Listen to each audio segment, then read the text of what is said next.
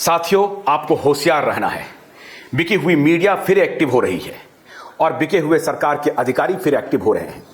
वो अपने दलालों और अपने आका का हर फरमान मान रहा है। अब ये नया वेरिएंट का नया ड्रामा शुरू किया है और राज्य सरकारों को पत्र जा रहा है केंद्र सरकार की तरफ से कि आपको सैंपल्स आईसीएमआर को भेजना पड़ेगा और Indian council of medical research उस सैंपल को तय करेगी। आपको सजग रहना पड़ेगा।